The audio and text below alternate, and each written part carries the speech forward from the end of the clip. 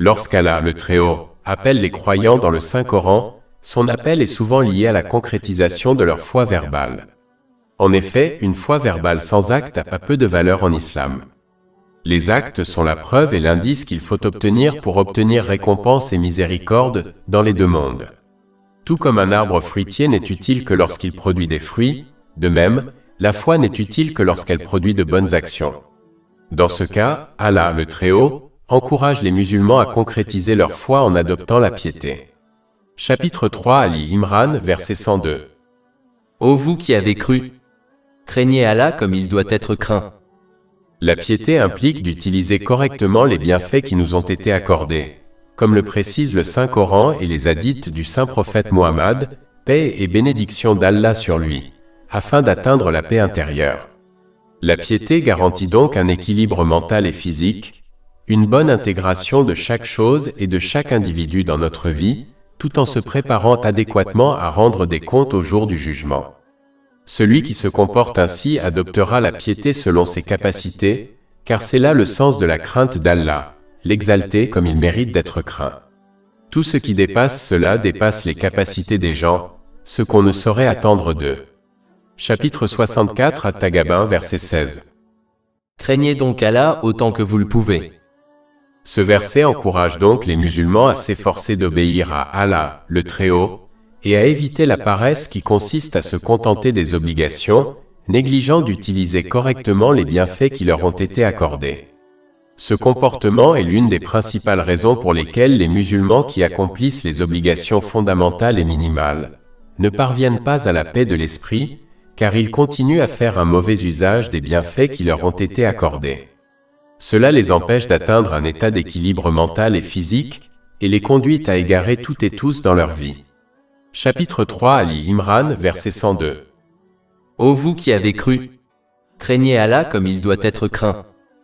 Certains érudits pensent que ce verset a été abrogé, car certains compagnons, qu'Allah les agrée, croyaient à juste titre que personne n'était assez fort pour craindre Allah, l'exalter comme il le méritait. Par la suite, le verset 16 du chapitre 64 à Tagabun a été révélé.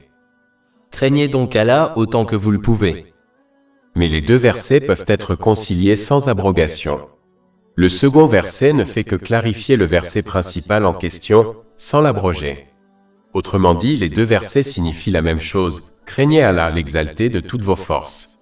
Ce point a été abordé dans le Tafsir al-Qurtubi, volume 4, page 33. Ceci est également confirmé par le fait qu'Allah, l'exalté, ne confie pas un devoir à une personne qu'elle ne puisse accomplir, et que nul ne peut le craindre comme il mérite d'être craint. Chapitre 2 Al-Baqarah, verset 286. Allah ne charge une âme que selon ses capacités. De plus, un aspect de la piété consiste à éviter certaines choses licites par crainte de tomber dans l'illicite. Chapitre 2 Al-Baqarah, verset 187. Voici les limites fixées par Allah, ne vous en approchez donc pas. Allah, l'exalté, n'a jamais dit de ne pas outrepasser ses limites. Au contraire, il a clairement indiqué que les gens ne devaient même pas s'en approcher. Ce conseil est repris tout au long du Saint-Coran. Par exemple, Allah, l'exalté, a ordonné au saint prophète Adam, sur lui la paix, de ne pas manger de l'arbre du paradis, mais lui a conseillé de ne même pas s'en approcher, bien que cela soit licite. Chapitre 7 Al-Araf, verset 19. Et ô Adam, demeure toi et ta femme au paradis et mange de là où tu veux, mais ne t'approche pas de cet arbre, de peur d'être du nombre des injustes. De nombreux exemples montrent que ce n'est pas parce qu'une chose est licite qu'il faut la pratiquer. S'approcher des limites d'Allah le Très-Haut n'est pas illicite, seul leur dépassement est illicite. Certaines choses licites, comme les choses vaines, doivent être évitées car elles conduisent souvent à l'illicite. Par exemple, les paroles vaines, qui ne sont pas considérées comme un péché, conduisent souvent à des péchés tels que la médisance et le mensonge. Les dépenses vaines conduisent souvent au gaspillage, qui est un péché. Chapitre 17 Al-Isra, verset 27. Certes, les gaspilleurs sont les frères des diables, et Satan est toujours ingrat envers son Seigneur. La grande majorité des personnes qui se sont égarées l'ont fait progressivement. Par exemple, elles ont abordé des choses illicites sans y prendre part et avec le temps, ont été encouragées et tentées de le faire. Par exemple, Une personne qui accompagne des personnes qui boivent de l'alcool est plus susceptible d'en consommer que celle qui n'accompagne pas ces personnes. Cette attitude consistant à éviter certaines choses licites, en particulier les choses vaines, est recommandée par le saint prophète Muhammad, paix et bénédiction d'Allah sur lui, dans un hadith rapporté dans Jami at-Tirmidhi, numéro 2451.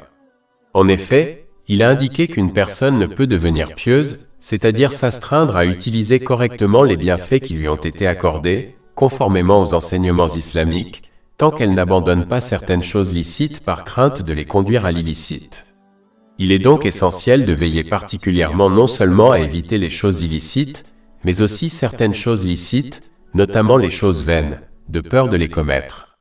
Cela permettra de rester fidèle à l'obéissance sincère à Allah, le Très-Haut, qui implique une utilisation judicieuse des bienfaits qui nous ont été accordés, comme le souligne le Saint-Coran et les hadiths du saint prophète Muhammad, paix et bénédiction d'Allah sur lui, ce qui est l'essence même de la droiture et conduit à la paix de l'esprit dans les deux mondes. Chapitre 2 Al-Baqarah, verset 187. Ainsi Allah expose clairement ces versets, c'est-à-dire ses ordonnances aux gens afin qu'ils deviennent pieux. Et chapitre 16 en Al, verset 97. Quiconque, homme ou femme, fait une bonne œuvre tout en étant croyant, nous lui ferons vivre une bonne vie, et nous lui donnerons certes sa récompense dans l'au-delà selon les meilleures de ses œuvres. Tandis que celui qui ne comprend pas l'importance de ne pas s'approcher des limites d'Allah, l'exalté, abusera du licite, surtout du vin, ce qui ne fera qu'accroître ses risques de commettre des actes illicites et l'amènera à abuser des bienfaits qui lui ont été accordés, ce qui engendrera stress, difficultés et troubles dans les deux mondes, même s'il profite de moments de divertissement, car il ne peut échapper au contrôle et au pouvoir d'Allah, l'exalté. Ceci est bien évident, si l'on observe la vie de ceux qui se comportent ainsi comme les riches. Chapitre 9 At-Taba, verset 82. Alors laissez-les rire un peu et puis pleurer beaucoup en récompense de ce qu'ils ont fait. Ils gagnaient autrefois. Chapitre 20a, versets 124 à 126. Et quiconque se détourne de mon rappel, certes, il aura une vie pénible. Et au jour de la résurrection, nous le rassemblerons aveugle. Il dira, Seigneur, pourquoi m'as-tu ressuscité aveugle alors que je voyais? Allah dira, ainsi vous sont venus nos signes et vous les avez oubliés, et ainsi vous serez oubliés ce jour-là. Comme l'indiquent les principaux versets abordés, celui qui adopte la piété correctement mourra musulman. Chapitre 3 Ali Imran, verset 102.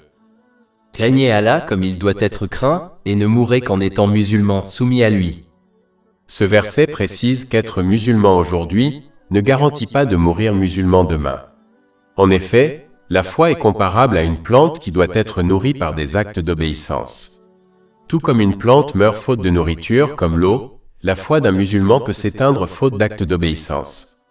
Il est donc essentiel de s'efforcer d'adopter la piété pour vivre et mourir musulman. Ceci est corroboré par un hadith du Sahih Muslim, numéro 7232. Le saint prophète Muhammad, paix et bénédiction d'Allah sur lui, a annoncé qu'une personne ressuscitera dans le même état qu'à sa mort. Ainsi, si elle est morte en musulman pieux, elle sera ressuscitée en musulman pieux. Et l'état de la mort est déterminé par la façon dont elle a vécu. Si quelqu'un vit en musulman pieux, en actualisant sa foi en utilisant correctement les bénédictions qui lui ont été accordées, conformément aux enseignements de l'islam, il mourra en musulman pieux et sera à son tour ressuscité en tant que musulman pieux au jour du jugement. En revanche, celui qui néglige d'actualiser sa foi et se contente de revendiquer verbalement sa foi en l'islam, risque fort de mourir en étant non-musulman, et donc d'être ressuscité en tant que non-musulman au jour du jugement. Nul besoin d'être un érudit pour déterminer ce qui lui arrivera au jour du jugement. Cette issue est mise en garde dans les principaux versets abordés. Chapitre 3 Ali Imran, verset 106. Le jour où certains visages deviendront blancs et d'autres noirs. Quant à ceux dont le visage deviendra noir, on leur dira, « Avez-vous mécru après avoir cru? Goûtez donc au châtiment pour ce que vous avez mécru. » Allah, le Très-Haut, explique ensuite que pour vivre et mourir en musulman pieux, il faut adhérer strictement aux enseignements des deux sources de guidance, le Saint-Coran et les hadiths du saint prophète Muhammad, paix et bénédiction d'Allah sur lui.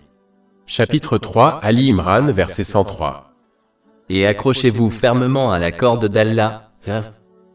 Il faut donc éviter toute autre forme de connaissance religieuse, même si elle conduit à de bonnes actions, car elle ne fait pas partie de la voie d'Allah, le Très-Haut. Plus on s'appuie sur d'autres sources de connaissances religieuses, même si elles conduisent à de bonnes actions, moins on s'appuie sur les deux sources de la guidance, ce qui conduit à l'égarement. C'est pourquoi le saint prophète Muhammad, paix et bénédiction d'Allah sur lui, a averti dans un hadith retrouvé dans les Sunan Abu Daoud, numéro 4606, que toute chose qui ne s'appuie pas sur les deux sources de la guidance sera rejetée par Allah, le Très-Haut.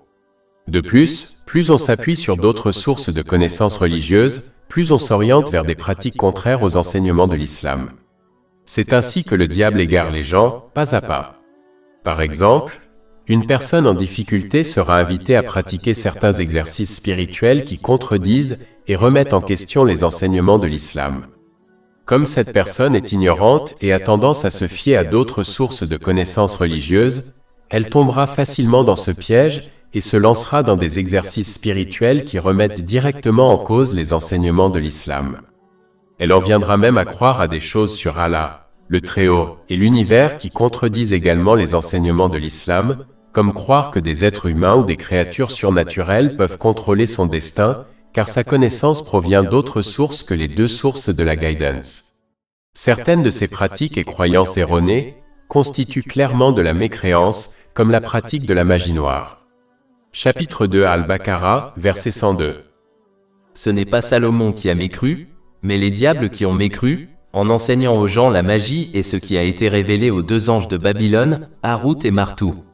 Mais c'est-à-dire les deux anges n'enseignent personne à moins qu'ils ne disent « Nous sommes une épreuve, ne mécroyez donc pas, en pratiquant la magie. » Un musulman peut donc perdre la foi sans même s'en rendre compte, car il a tendance à se fier à d'autres sources de connaissances religieuses. C'est pourquoi s'appuyer sur des innovations religieuses qui ne s'appuient pas sur les deux sources de la guidance revient à suivre les traces du diable. Chapitre 2 Al-Baqarah, verset 208. Ô vous qui avez cru, entrez dans l'islam pleinement et ne suivez pas les traces de Satan. Il est pour vous un ennemi déclaré. De plus, s'appuyer sur d'autres sources de connaissances religieuses est une cause majeure de désunion parmi les musulmans, car cela les empêche de s'unir sous la bannière du Saint-Coran et des traditions du saint prophète Muhammad, paix et bénédiction d'Allah sur lui. Chapitre 3 Ali Imran, verset 103. Et accrochez-vous tous fermement au câble d'Allah, et ne vous divisez pas. En s'appuyant sur d'autres sources de connaissances religieuses, les musulmans se sont divisés en différentes sectes, chacune possédant ses propres croyances, coutumes et comportements. Cela ne fait qu'engendrer des disputes entre les différentes sectes, convaincues d'être la bien guidée, tandis que toutes les autres sont dans l'égarement. Chapitre 30 d'Ar-Rum, verset 32. Ou de ceux qui ont divisé leur religion et sont devenus des sectes, chaque faction se réjouissant de ce qu'elle a. Cette attitude empêche donc les musulmans de se comporter comme une seule famille, et de respecter les droits de chacun. En revanche, l'adhésion à un code de conduite unique, tel que décrit dans le Saint-Coran et les traditions du saint prophète Muhammad, paix et bénédiction d'Allah sur lui, garantit leur unité. Comme indiqué précédemment, plus on persiste à se fier à d'autres sources de connaissances religieuses, plus on s'égare. Les principaux versets abordés mettent en garde contre ce phénomène. Chapitre 3 Ali Imran, verset 103. Et accrochez-vous tous fermement au câble d'Allah, et ne vous divisez pas. Et rappelez-vous le bienfait d'Allah sur vous, lorsque vous étiez ennemis, qu'il a rapproché vos cœurs et que, par sa grâce, vous êtes devenus frères. Et que vous étiez au bord du gouffre du feu, il vous en a sauvés. Ainsi Allah vous expose clairement ces versets, afin que vous soyez guidés. Allah, le Très-Haut, a clairement indiqué que l'unité, la bonne direction, la paix de l'esprit et la réussite dans les deux mondes ne résident que dans l'étude et la mise en pratique des deux sources de guidance, le Saint-Coran et les hadiths du saint prophète Muhammad, paix et bénédiction d'Allah sur lui. Cela permet d'utiliser correctement les bienfaits qui nous ont été accordés. Cela conduit à un état mental et physique équilibré et permet de placer correctement chaque chose et chaque personne dans sa vie, tout en se préparant adéquatement à rendre des comptes au jour du jugement. Ce comportement conduit donc à la paix de l'esprit dans les deux mondes. Par conséquent, chacun doit accepter et mettre en pratique les enseignements de l'islam pour son propre bien, même si cela contredit ses désirs. Il doit se comporter en patient sage qui accepte et suit les conseils de son médecin, sachant que c'est le mieux pour lui, même s'il lui est prescrit des médicaments amers et un régime alimentaire strict. De la même manière que ce patient sage parviendra à une bonne santé mentale et physique, il en sera de même pour celui qui accepte et met en pratique les enseignements de l'islam.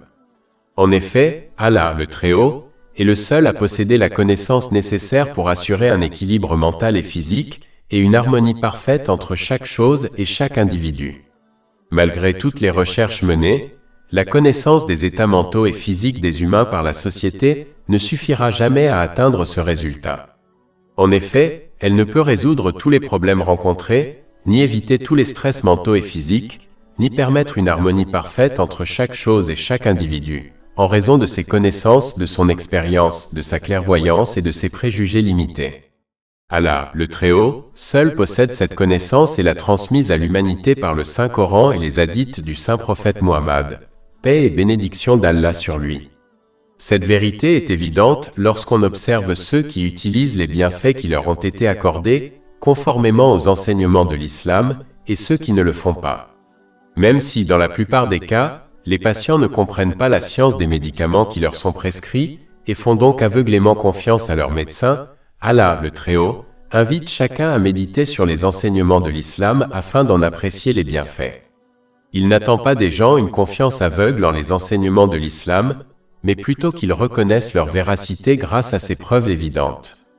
Mais cela exige de chacun une approche impartiale et ouverte des enseignements de l'islam. Chapitre 12 Yusuf, verset 108. Dis, voici mon chemin, j'appelle à Allah avec discernement, moi et ceux qui me suivent.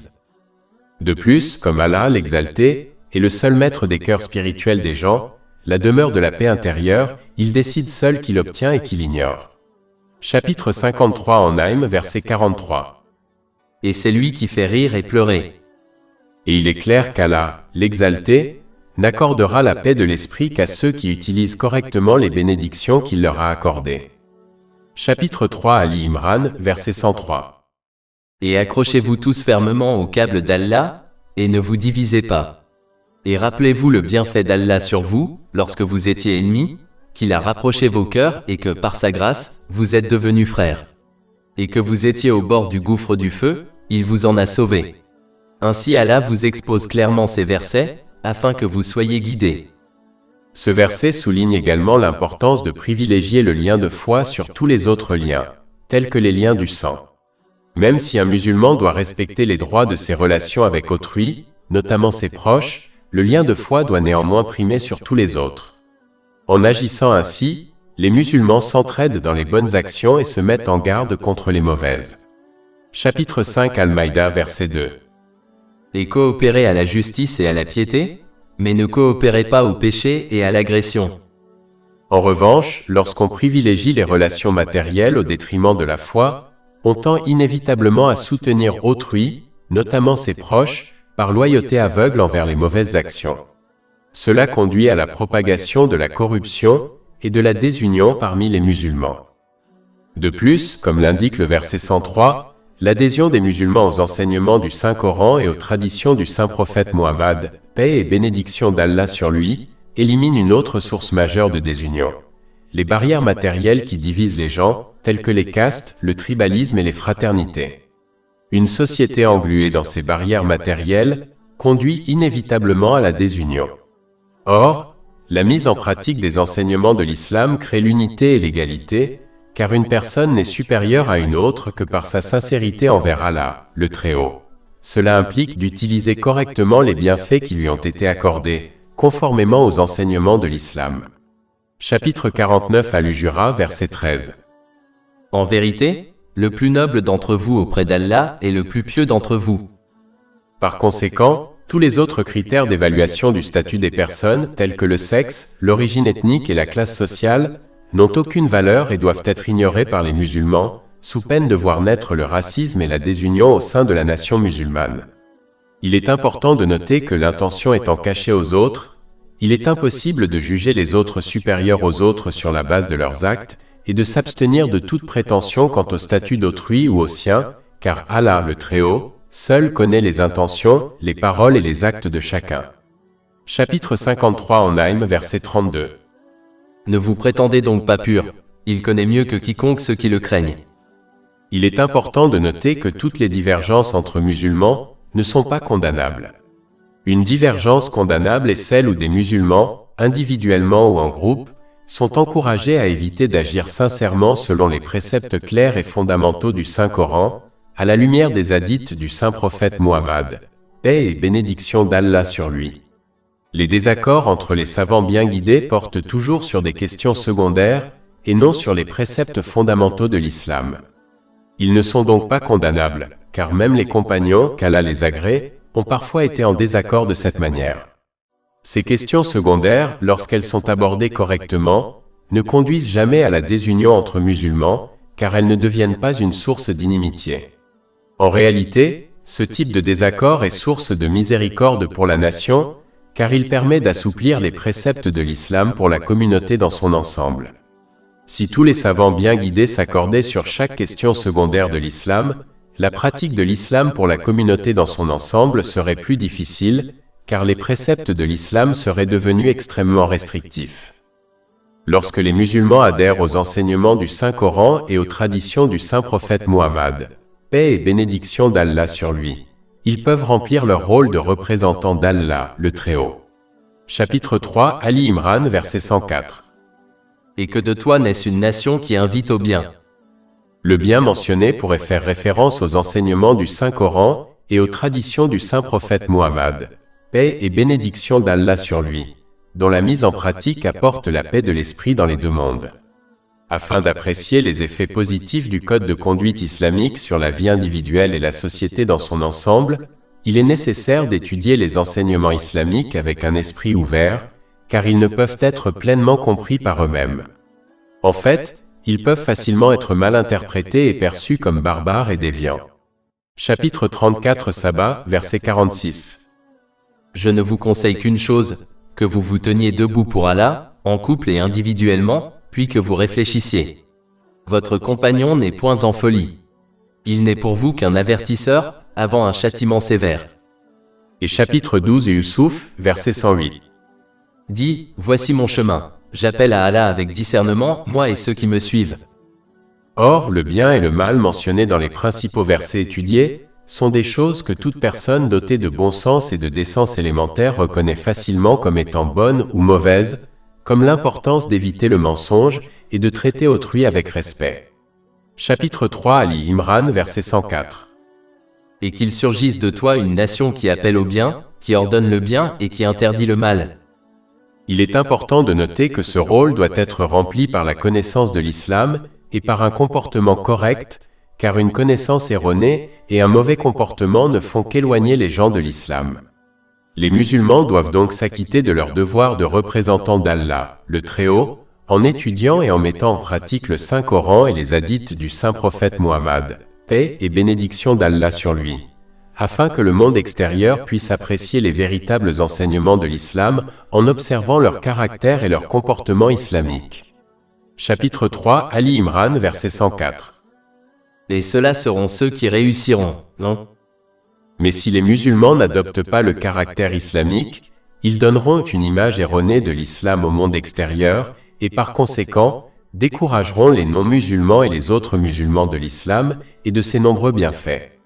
Représenter l'islam au monde extérieur étant un devoir pour tous les musulmans, ils seront tenus responsables de tout manquement à ce devoir dans les deux mondes. Chapitre 3 Ali Imran, verset 104. Et qu'il surgisse de toi une nation qui appelle au bien, qui ordonne le bien et qui interdit le mal. Il est important pour les musulmans de persévérer dans l'ordre du bien et l'interdiction du mal, conformément à la science islamique, avec douceur. Il faut éviter la fausse croyance selon laquelle, tant qu'ils obéissent à Allah, le Très-Haut, ils ne seront pas affectés par le comportement des personnes égarées. Une bonne pomme sera affectée par le comportement des autres, qu'il soit évident ou non. De même, le musulman qui manque à son devoir d'ordre du bien et d'interdiction du mal sera affecté par le mauvais comportement des autres, qu'il en soit conscient ou non. Même si la majorité de la société persiste dans le mal, il faut persister à conseiller ses proches, comme ses enfants, car c'est un devoir distinct pour tous les musulmans. Cela est indiqué dans un hadith du Sunan Abu Daoud, numéro 2928. Même si les conseils sont inefficaces, il faut persévérer dans ce devoir avec douceur et conformément à la science islamique. Ordonner le bien et interdire le mal de manière erronée détournera le monde extérieur de la bonne direction, ce qui aura des conséquences négatives sur l'ensemble de la communauté. Ce n'est qu'en accomplissant correctement son devoir de commander le bien et d'interdire le mal qu'on sera protégé des effets négatifs de la société dans les deux mondes. Chapitre 7 Al-Araf, verset 164. Et lorsqu'une communauté parmi eux dit « Pourquoi conseillez-vous ou avertissez un peuple qu'Allah va détruire ou punir d'un châtiment sévère ?» Ils les conseillaient dire « Pour être absous auprès de votre Seigneur et peut-être le craindront-ils. » Et chapitre 5 Al-Maïda, verset 105. Ô vous qui croyez, vous êtes responsables de vos actes. Les égarés ne vous feront aucun mal, une fois que vous serez guidés. C'est vers Allah que vous retournerez tous, puis il vous informera de ce que vous faisiez. Mais celui qui ignore ce devoir devra faire face aux conséquences de son échec et risque fort d'être égaré par le mauvais comportement des autres. Chapitre 3 Ali Imran, verset 104. Et qu'il surgisse de toi une nation qui appelle au bien, qui ordonne le bien et qui interdit le mal. Il est important de noter que les termes arabes utilisés pour désigner le bien et le mal signifient en réalité ce que la communauté musulmane considère comme bien et mal, sans divergence d'interprétation. Le Saint-Coran n'a pas utilisé les obligations pour représenter le bien, ni les péchés pour représenter le mal. Les règles déduites par le raisonnement indépendant des érudits bien guidés étant sujettes à différentes interprétations, elles ne doivent pas être utilisées comme préceptes pour recommander le bien et interdire le mal. Négliger ce principe conduit les musulmans à s'affronter sur des questions secondaires, sujettes à différentes interprétations et sans importance, tandis que les erreurs que la communauté musulmane considère comme mauvaises sont ignorées et perpétuées sans contrôle. Allah, le Très-Haut, met ensuite en garde les musulmans contre la division en factions, à l'instar des gens du livre avant eux, qui résulte directement de l'application d'autres principes que le Saint-Coran et les traditions du saint prophète Muhammad, paix et bénédiction d'Allah sur lui. Chapitre 3 Ali Imran, verset 105. Et ne soyez pas comme ceux qui se sont divisés et ont divergé, après que les preuves évidentes leur furent parvenues. Cette désunion se produit lorsque les gens aspirent à des biens matériels, comme le leadership. Lorsqu'un groupe est uni, il ne peut avoir qu'un seul leader. Mais lorsque les gens aspirent à un leadership religieux, ils interprètent intentionnellement mal les enseignements divins et encouragent les autres à agir sur d'autres sources de connaissances religieuses afin de créer leur propre faction qu'ils peuvent diriger. Il faut éviter de se comporter de la sorte, car cela ne mène qu'à des problèmes dans les deux mondes.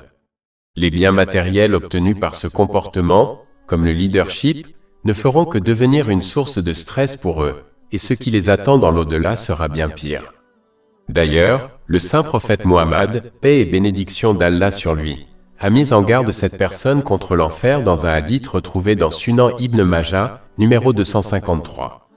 Ce châtiment ne fera qu'augmenter dans les deux mondes en fonction du nombre de personnes qu'une personne égare, en interprétant intentionnellement mal les enseignements divins. Ceci est mis en garde dans un hadith retrouvé dans Jami at-Tirmidhi, numéro 2674. Chapitre 3 Ali Imran, verset 105. Et ceux-là auront un grand châtiment. De plus, le musulman doit éviter de se laisser égarer par les autres en étudiant et en mettant en pratique les enseignements du Saint-Coran et les hadiths du saint prophète Muhammad, paix et bénédiction d'Allah sur lui. Il doit éviter de suivre aveuglément les autres, car cela conduit à l'égarement et à la désunion. En revanche, celui qui possède la connaissance de l'islam ne se laisse pas égarer par les autres et s'unit ainsi aux autres musulmans dans les bonnes œuvres et évite ce qui les divise. Allah, le Très-Haut, décrit ensuite la fin de ceux qui adhèrent aux deux sources de guidance, le Saint-Coran et les traditions du saint prophète Muhammad, paix et bénédiction d'Allah sur lui, et de ceux qui les rejettent. Chapitre 3 Ali Imran, verset 106. Le jour où certains visages deviendront blancs et d'autres noirs. Quant à ceux dont le visage deviendra noir, on leur dira « Avez-vous mécru après avoir cru? Goûtez donc au châtiment pour ce que vous avez mécru. Les visages blancs et noirs représentent la paix de l'esprit et du corps, ou son absence, conséquence directe de l'utilisation correcte des bénédictions accordées, conformément aux enseignements islamiques, ou de leur non-application. Comme indiqué précédemment, ceux qui ne concrétisent pas leur foi en l'islam en obéissant concrètement à Allah, le Très-Haut, courent un grand danger de perdre la foi. En effet, la foi est comparable à une plante qui doit être nourrie par des actes d'obéissance pour survivre. Tout comme une plante privée de nourriture, comme la lumière du soleil, ne fleurit pas et peut même mourir, la foi de celui qui ne la nourrit pas par des actes d'obéissance ne fleurit pas et court un grave danger de mort. C'est la plus grande perte. Chapitre 3, Ali Imran, verset 106. Quant à ceux dont le visage s'assombrit, on leur dira, « Avez-vous mécru après avoir cru? Goûtez donc au châtiment pour ce que vous mécruez. » Il faut éviter ce résultat en actualisant sa foi en l'islam. Cela implique d'utiliser correctement les bénédictions qui nous ont été accordées, conformément aux enseignements islamiques. Comme expliqué précédemment, cela conduit à la paix de l'esprit dans les deux mondes. Chapitre 3, Ali Imran, verset 107. Quant à ceux dont le visage pâlit, ils seront sous la miséricorde d'Allah. Ils y demeureront éternellement. Par révélation divine, Allah, le Très-Haut, nous éclaire sur les deux voies de ce monde. La première est la voie juste, qui consiste à utiliser correctement les bienfaits reçus, conformément aux enseignements de l'islam, et qui conduit à la paix de l'esprit dans les deux mondes. La seconde voie consiste à mal utiliser les bienfaits reçus, ce qui empêche l'homme d'atteindre un état d'équilibre mental et physique, l'amène à égarer tout et tous dans sa vie, et l'empêche de se préparer adéquatement à sa responsabilité au jour du jugement. Chapitre 3, Ali Imran, verset 108. Voici les versets d'Allah. Nous vous les récitons avec intention, Puisqu'Allah, le Très-Haut, est le seul à connaître toutes choses, lui seul peut offrir à l'humanité le code de conduite correct qui mène à la paix de l'esprit dans les deux mondes. Lui seul peut leur apprendre à atteindre un état mental et physique équilibré et à bien organiser chaque chose dans leur vie, tout en se préparant adéquatement à leurs responsabilités au jour du jugement. Chapitre 3, Ali Imran, verset 108. Et Allah ne veut aucune injustice envers les mondes. Tous les codes de conduite créés par l'homme ne mèneront jamais à ce résultat, par manque de connaissances, de prévoyance et d'expérience, et à cause de préjugés. Par conséquent, chacun doit accepter et appliquer le code de conduite islamique pour son propre bien, même s'il contredit ses désirs. Il doit se comporter comme un patient sage qui accepte et suit les conseils médicaux de son médecin, sachant que c'est le mieux pour lui, même s'il lui est prescrit des médicaments amers et un régime alimentaire strict. De la même manière que ce patient sage atteindra une bonne santé mentale et physique, il en sera de même pour celui qui accepte et suit les enseignements de l'islam. Mais tout comme le patient imprudent qui rejette les conseils de son médecin souffrira d'une mauvaise santé physique, celui qui rejette le code de conduite islamique souffrira d'une mauvaise santé mentale, même s'il possède des biens matériels, car il ne peut échapper au pouvoir et au contrôle d'Allah, le Très-Haut. Chapitre 3, Ali Imran, verset 109. À Allah appartient tout ce qui est dans les cieux et tout ce qui est sur la terre. Personne n'échappera non plus à la responsabilité, ici-bas comme dans l'au-delà. En ce monde, affronter les conséquences de ses mauvais choix est souvent subtil, comme souffrir d'une mauvaise santé mentale, même en bénéficiant de biens matériels. Mais les conséquences de l'au-delà seront évidentes et claires. Chapitre 3, Ali Imran, verset 109. À Allah appartient tout ce qui est dans les cieux et sur la terre. Et c'est à Allah que tout sera ramené. En fin de compte, puisque toute la création appartient à Allah le Très-Haut, et est sous son contrôle et sa juridiction, l'homme n'a d'autre choix que de se conformer à ses lois.